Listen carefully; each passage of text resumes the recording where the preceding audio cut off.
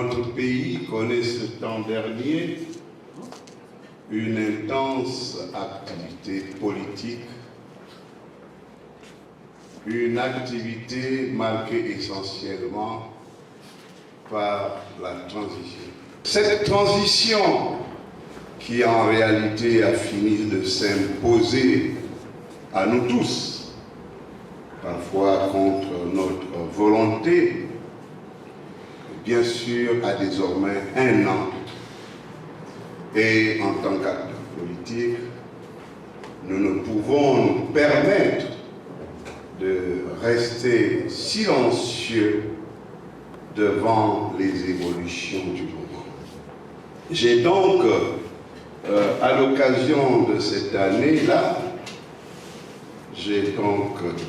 dressé un bilan à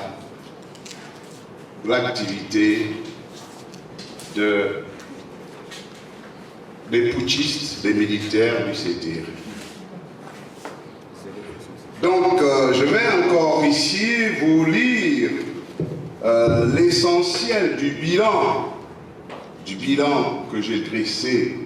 Je me suis permis d'écrire au peuple gabonais en des termes simples et en introduisant, comme par le passé,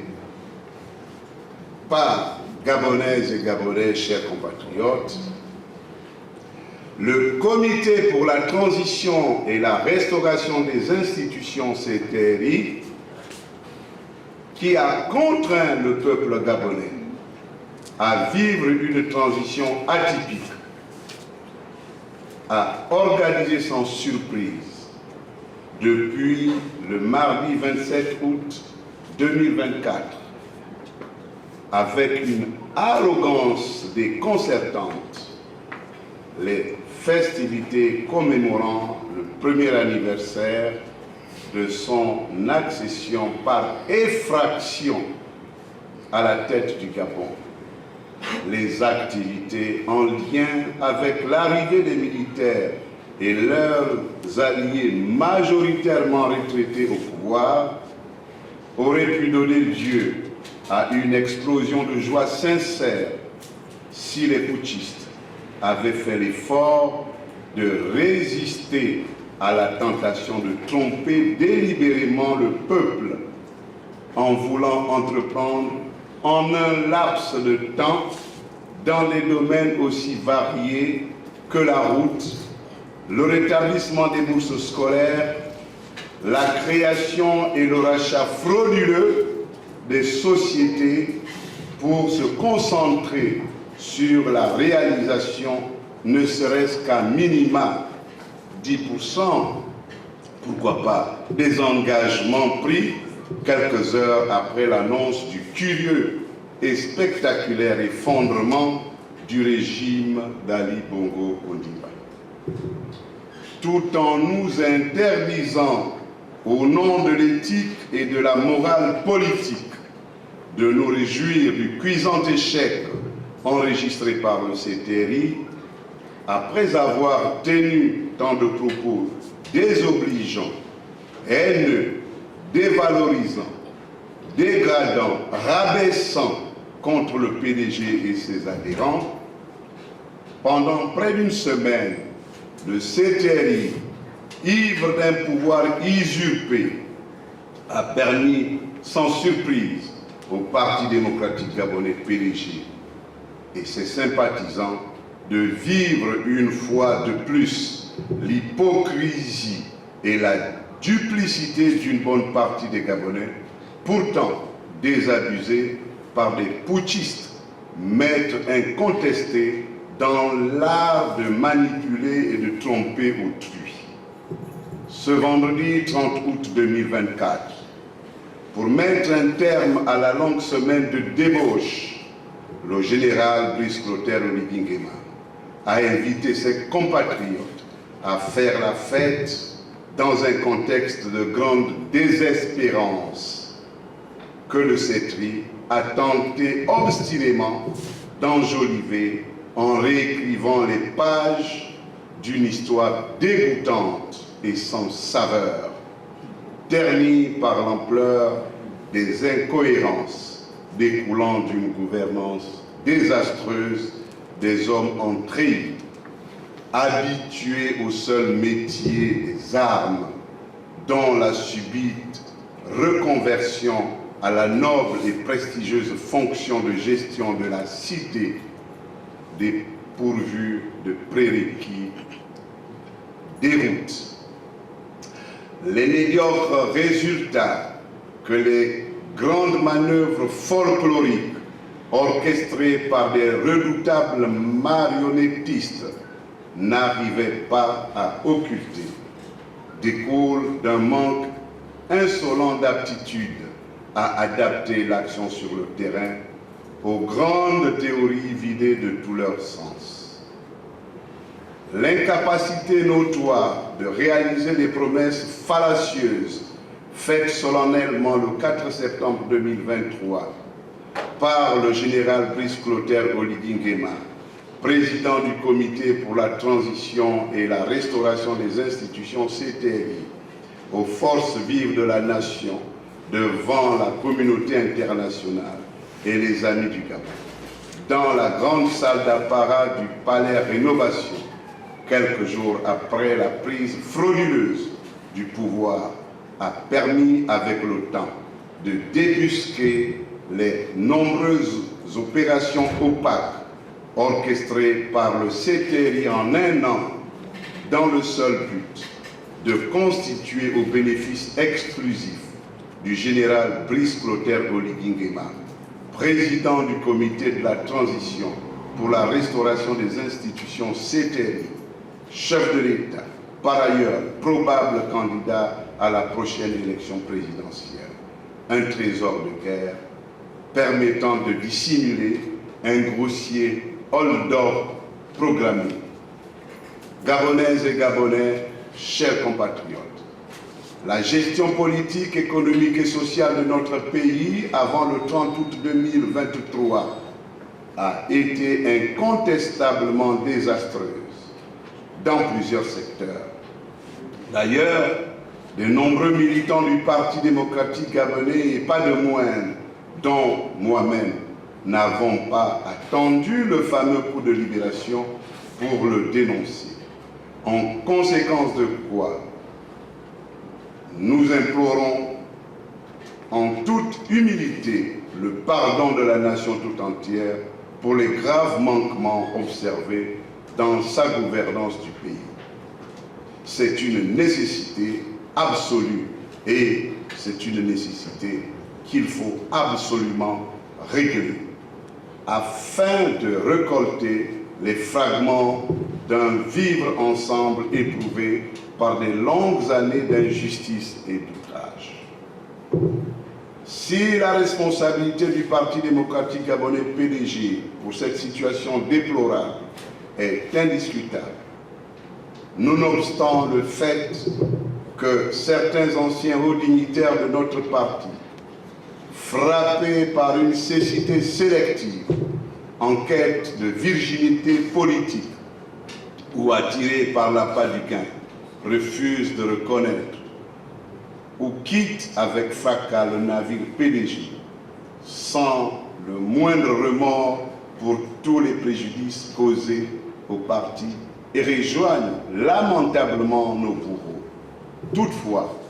sans vouloir dédouaner le Parti démocratique gabonais PDG et ses alliés,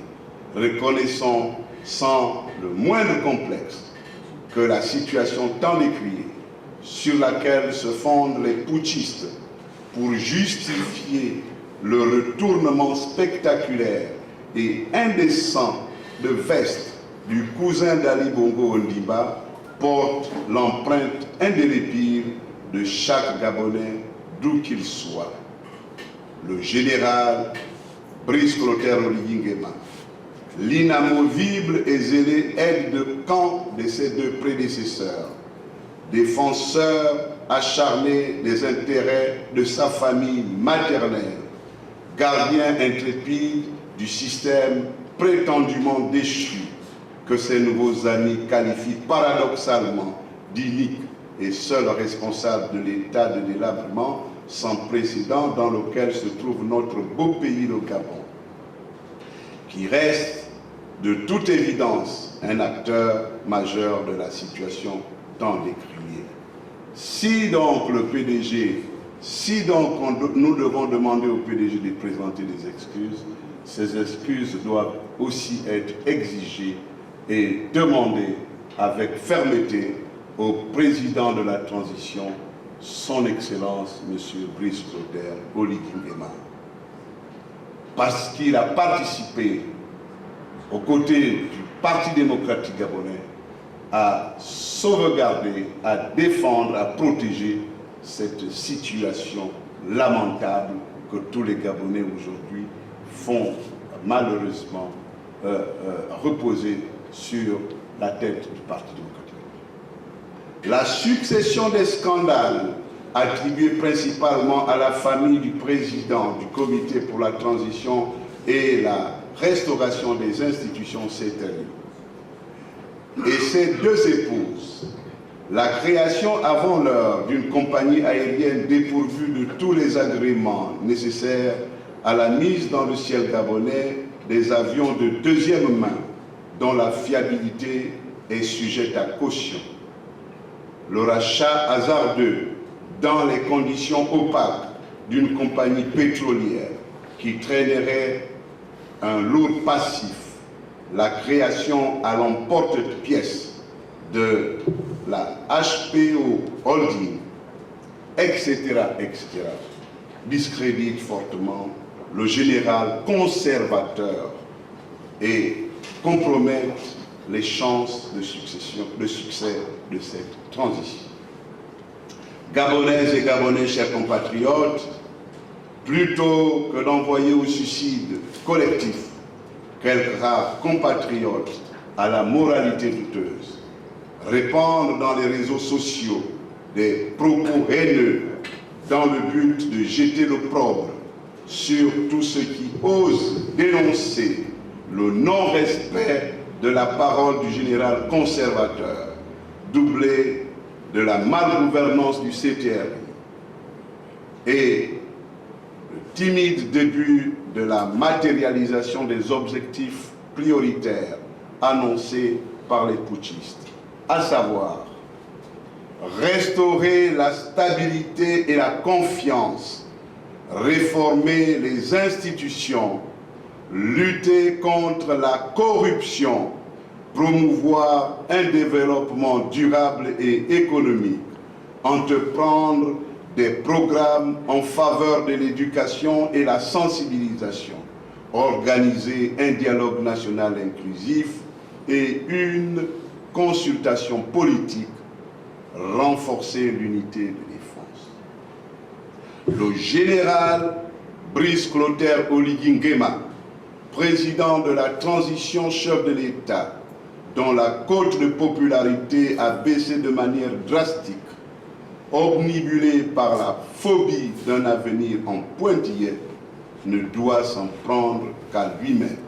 à son entourage et à ses soutiens. Comme si cela ne suffisait pas, à 15 jours de la fin de la première année de transition, dans un discours à la nation prononcé à l'occasion du 64e anniversaire de l'indépendance et au mépris total du peuple gabonais, passe de 7 projets prioritaires à 5 projets majeurs que sont enraciner le Gabon dans un état de droit, redonner à notre pays ses lettres de noblesse, garantir le droit à l'éducation et à la santé pour tous, redonner l'espoir à la jeunesse, restructurer l'économie nationale, sans dire pourquoi cette attitude de va-t-en-guerre complique davantage la trajectoire du processus de la transition et son bilan. Pour ma part, soutenir le vice et l'irrationnel au mépris du bon sens, défendre une hypothétique vision aux limites imprécises, reproduisant presque à l'identique les errements d'un passé décriés par les hommes du général conservateur, même en étant sous l'emprise des forces occultes, est impardonnable car criminel. D'où ma totale désapprobation des choix aux conséquences désastreuses, ma désapprobation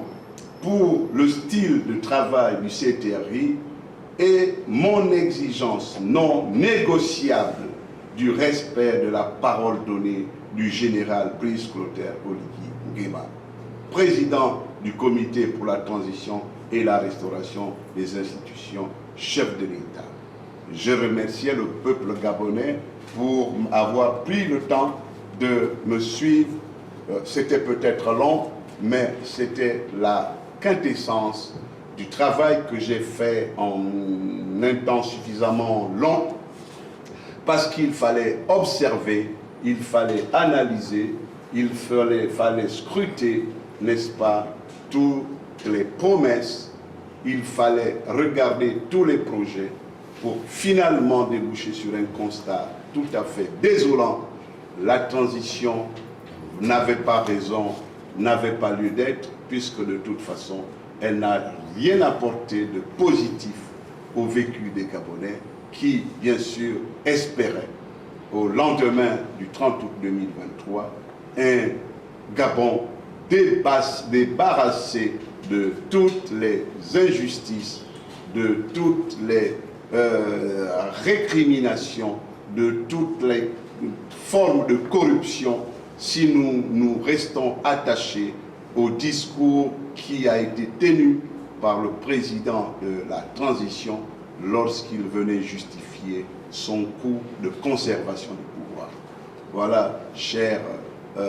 amis journalistes, le propos que j'ai adressé au peuple gabonais et bien entendu que je voulais partager avec vous en introduction de cette conférence de presse.